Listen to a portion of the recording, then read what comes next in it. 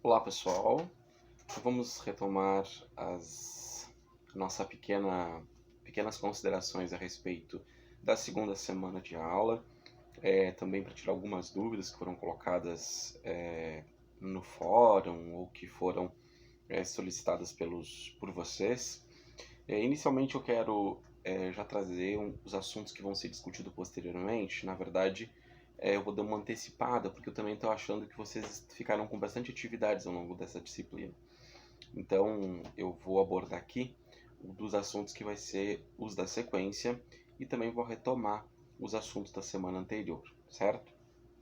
Bom, nas próximas aulas a gente faria um breve estudo sobre superdotação, altas habilidades, já resumindo um pouquinho que há uma certa confusão teórica a respeito desses dois conceitos, que é superdotação e altas habilidades.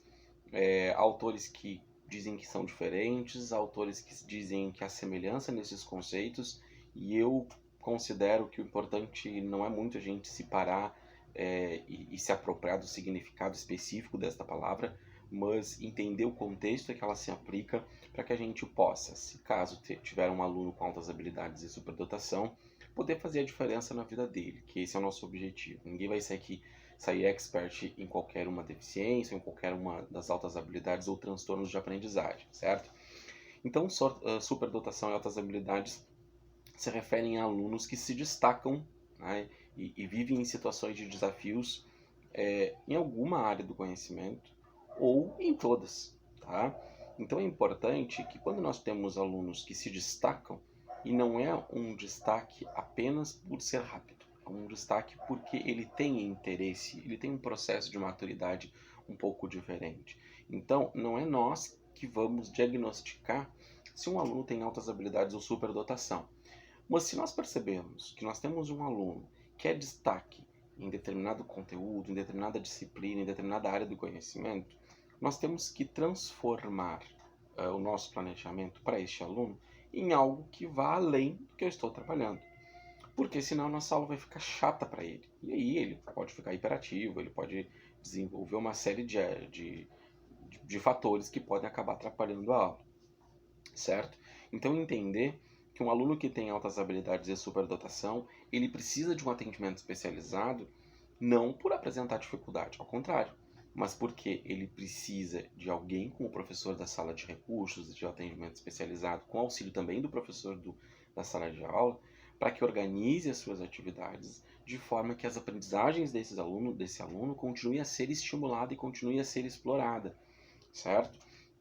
Então, por isso que altas habilidades barra superdotação, que é assim que eu vou utilizar, não vou utilizar nem ou, é um aluno da sala de recursos multifuncionais, certo? Bom, nós também já tínhamos visto que o público da sala de recursos, além dos alunos com altas habilidades e superdotação, são os alunos que apresentam deficiências. Então, deficiência auditiva, deficiência física, deficiência visual, deficiência intelectual, e aqui chamando mais uma vez a atenção para o termo deficiência intelectual, nós precisamos utilizar este termo, ainda que alguns documentos, algumas legislações se usem do termo deficiência mental, nós não podemos reduzir mais uma pessoa que tem um déficit intelectual a um transtorno mental, ou seja, transtorno mental é muito amplo para se referir apenas a uma deficiência ou um déficit intelectual.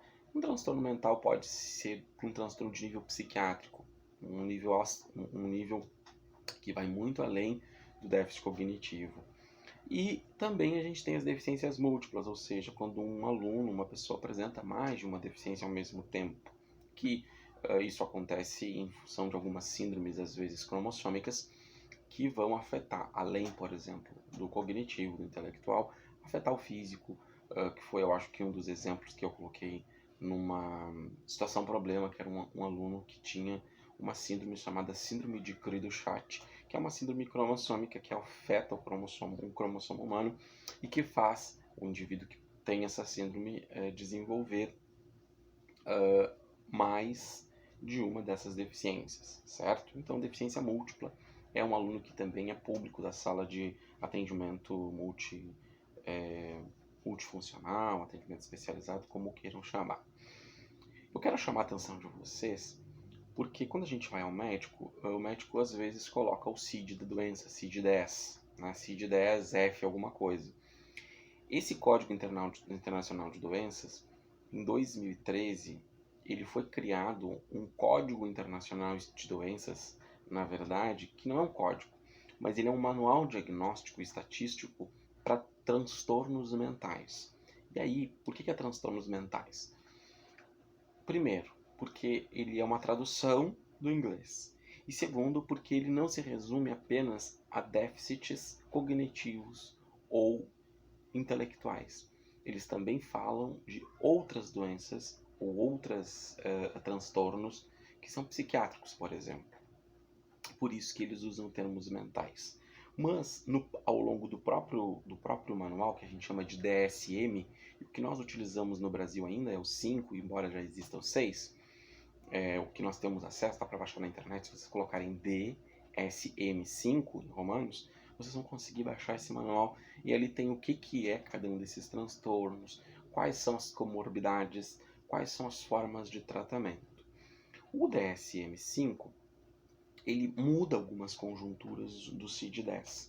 Então, por exemplo, também é público-alvo da sala de recursos os transtornos globais do desenvolvimento, onde vai entrar o autismo, a síndrome de autismo, a síndrome de Rett, o transtorno desintegrativo da infância, transtornos globais sem especificações, síndrome de Asperger, uma série de síndromes vem a fazer parte desse transtorno global do desenvolvimento a partir do CID-10. Quando se criou o DSM-5 em 2013, todas essas síndromes que fazem parte do transtorno global do desenvolvimento passam a ser chamadas de transtorno do espectro autista, ou TEA. Tá? Então, tudo isso vai ser englobado pelo transtorno do espectro. Por isso que quando a gente fala espectro, pega um monte de transtornos. E é difícil tu localizar dentro especificamente do transtorno qual é o nível, o grau. Por isso que dificilmente a gente fala grau leve, grau tal, grau moderado, em função disso, certo? Bom, uma outra coisa que eu queria falar para vocês é a respeito dos planejamentos que eu havia pedido para vocês fazerem. Me chama a atenção, quando eu fui ler os planejamentos de vocês, dos que fizeram, e tudo bem, alguns alunos tiveram dificuldades para fazer, por isso é importante a gente retomar isso, e também relembrando que não existe erro nesse nosso processo, nós estamos aprendendo e a gente aprende com o erro. E tem lugar na nossa disciplina para o não saber. E tudo bem a gente não saber. Quando eu propus a atividade de separação da sílaba, eu propus essa atividade meio propositalmente. Por quê? Porque a atividade de separação da sílaba é uma atividade em que separa a sílaba de tais palavras e, ok, tem que separar a sílaba. E a gente esquece de que o processo de separação de sílaba ele é um processo longo, ele é um processo demorado, ele tem um sentido. Né? E quando vocês criaram as aulas, os planejamentos, me chama a atenção para duas coisas. Quando vocês fazem um planejamento regular, o planejamento para todos os alunos, vocês colocam atividades mais simples, atividades diretas. Quando se traz uma atividade adaptada, a atividade é mais contextualizada, é mais coletiva, vamos pro chão, vamos sentar em círculo, vamos contar história. Me parece que há uma preocupação maior com um todo. E essa é a ideia do plano adaptado, é tu pensar como que eu posso fazer minha atividade de modo que eu consiga desenvolver em todos os alunos as aprendizagens ou parte das aprendizagens que eu estou me propondo a partir do meu objetivo de aprendizagem. Tá? Então, o objetivo da flexibilização ou da adaptação do currículo não me importa muito e nem quero que vocês se prendam ao termo, embora um dos artigos traga qual era a diferença entre flexibilizar e qual é a diferença entre adaptar, não me importa muito se vocês vão usar um termo ou outro. O que importa qual é a intenção que vocês têm ao elaborar uma aula pensando, eu tenho um aluno que não é alfabético, eu tenho um aluno que tem déficit de atenção, Eu tenho um aluno que tem dificuldade de coordenação motora, ele não vai conseguir recortar da mesma forma que os outros. Então, pensar um plano adaptado é pensar um planejamento para todos, tá? Eu trouxe aqui, eu não sei se vocês vão conseguir enxergar, mas eu só planejei alguns slides bem simplesinhos para mostrar para vocês, até fiz em tamanho grande, para que vocês pudessem ter uma ideia especificamente, tá? Olha só, planejamento. Quando a gente fala em objetivo no planejamento, a gente está falando da intenção. Ela não pode ser uma intenção apenas, não. Aprendi na faculdade que o objetivo tem que ter um verbo na frente. Essa não é a ideia. A ideia é que vocês descrevam qual é a intenção da minha aula. Qual é a intenção da aula? Eu quero desenvolver aprendizagens, eu quero fazer com que os alunos entendam o que é uma separação da sílaba, como é formada uma sílaba, como é que eu posso separar uma sílaba se eu não souber separar. E se eu precisar saber sílaba tônica, como o Lucas, por exemplo, trouxe no planejamento dele, a questão da sílaba tônica, que é muito difícil. Eu perguntei na turma de linguagem e educação que eu ministrei, uma sílaba tônica da palavra ventilador. Os alunos erraram a sílaba tônica. Então é uma coisa que também é meio nebulosa para nós. Tá? Então botei um exemplo aqui de um objetivo. Compreender o processo de separação da sílaba. É um objetivo que não é muito específico, é um objetivo mais amplo. Ele pode ser esmiuçado. Tá? O que é importante a gente pensar nessa ideia do objetivo? Que quando a gente fala em sílaba, nós não estamos falando apenas em sílaba. Eu preciso entender que uma sílaba é um conjunto de letras que tem grafemas e fonemas diferentes. Então eu preciso entender isso e eu preciso fazer com que o meu aluno entenda. Mas eu não posso trabalhar com fonemas com um aluno do terceiro ano. Tudo bem.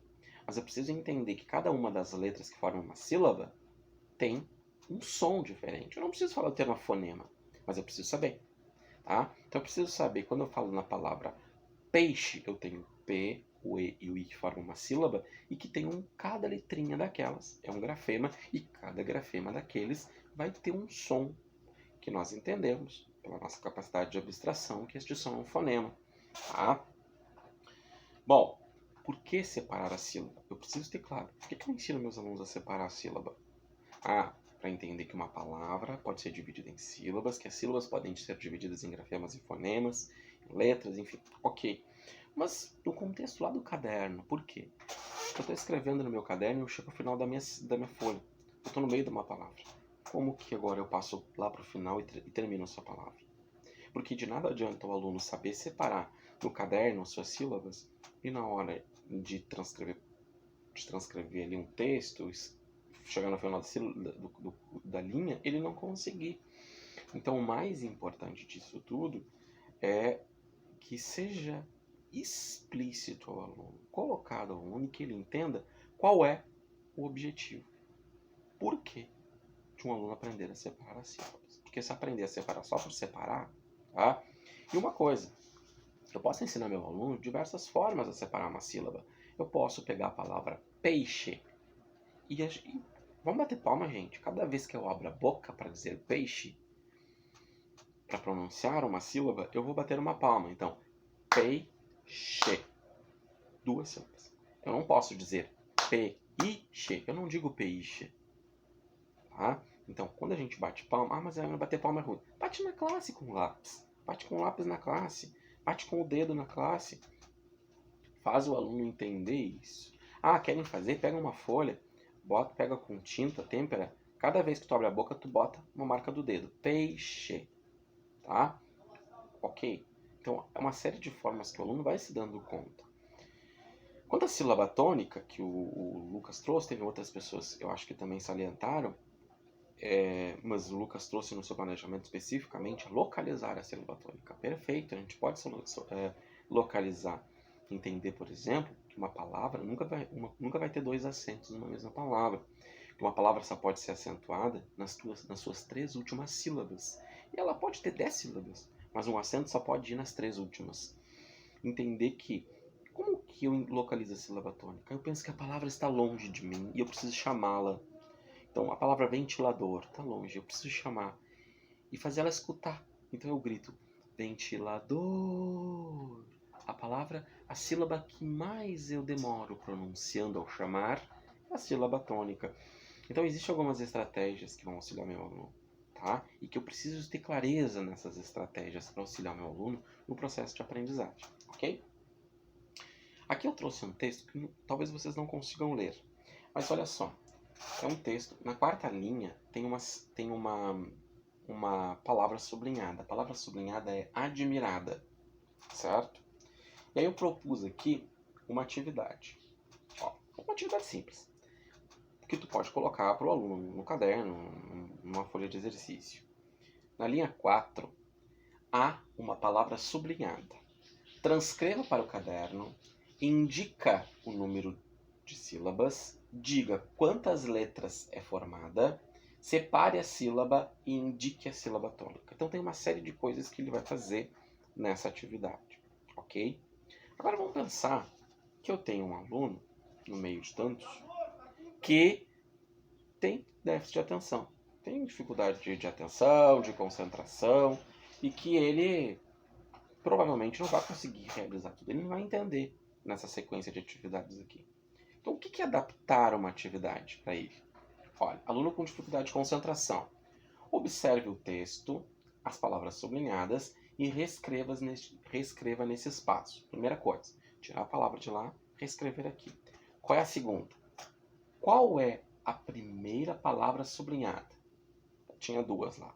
Vai escrever. Quantas letras essa palavra tem? Terceira, separe as sílabas dessa palavra. Próximo, qual é a sílaba tônica, a sílaba mais forte? Então, entender que isso também é uma forma de adaptação. Adaptação da minha aula. Então, entender que a adaptação curricular, ela pode ser uma adaptação simples na minha aula, com uma necessidade de mudar conteúdos. Talvez essa outra atividade aqui, que utiliza o mesmo texto, é uma forma de adaptação curricular que vai precisar do professor. Ó, aluno não alfabético. Reescreva aqui as palavras que estão sublinhadas. Ele vai reescrever, ele vai lá e vai copiar. O professor, com o auxílio do professor, vai explicar, ó, tem duas palavras sublinhadas. Primeira coisa, você vai pegar essas palavras e vai escrever para lá. Talvez em letra bastão, né? Se ele não é alfabético, talvez utilize letra bastão, vai escrever ali. Pinta de cores diferentes, perdão aqui o erro de duas preposições, pinta de cores diferentes as vogais dessas duas palavras. Então vai pegar qualquer cor. Por que eu não posso dizer a pinta de amarelo, pinta de azul, pinta de verde? Porque o aluno pode ter dificuldade de entendimento de cores.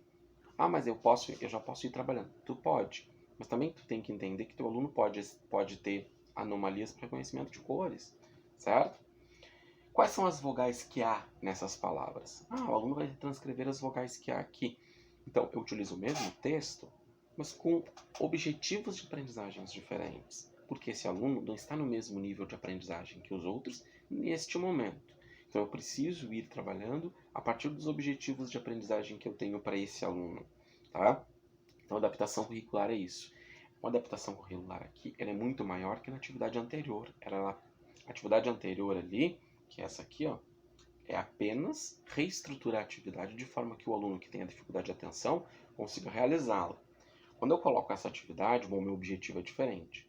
Eu não quero que ele separe as sílabas. Eu quero que, por enquanto, ele consiga distinguir uma consoante de uma vogal. E consiga entender que uma palavra é formada por várias consoantes e por várias vogais.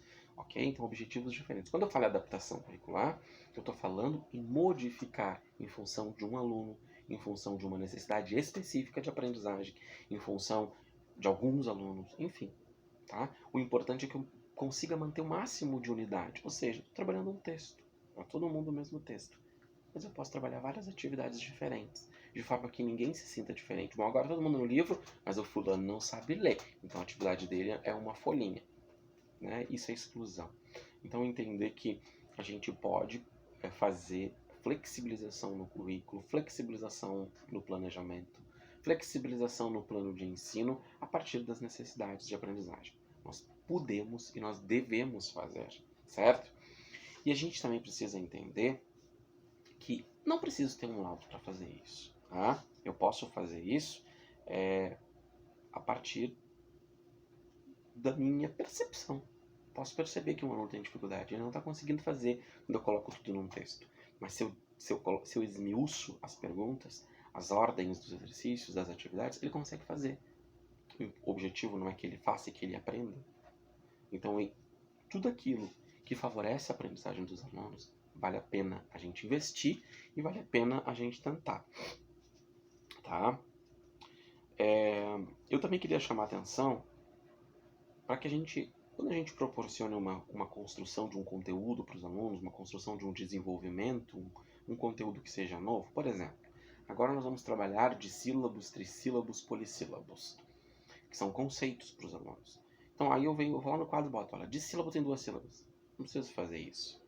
Eu posso trazer sílabas para eles separarem. Isso aqui é um exemplo, tá, gente? Existem várias formas. Eu posso trazer sílabas para eles separarem. Posso trazer palavrinhas para eles recortarem. Agora vocês vão colocar aqui um monte de palavras, de palavras que tem 2 sílabas. Um monte de palavras no outro cartaz que tem 3 sílabas. Um monte de palavras que tem 4 sílabas. Bom, agora, a partir disso, a gente vai ter que tentar entender. Um grupo dessas palavras vai se chamar dissílaba. O outro grupo vai se chamar trissílaba. E fazer eles irem se dando conta, a partir da própria construção, qual é o conceito, tá? Então essa é a primeira ideia que eu trago para vocês na aula de hoje, tá? Então eu vou deixar, gente, como a gente já trouxe aqui uma préviazinha do que são altas habilidades, do que são deficiências, quais os tipos de deficiência. A gente pontuou uma retomada também das aulas das aulas anteriores, dessa semana que passou. Eu vou deixar a aula de segunda e terça. Eu apenas vou botar um fórum para que vocês falem a partir do vídeo e tirem dúvidas, enfim.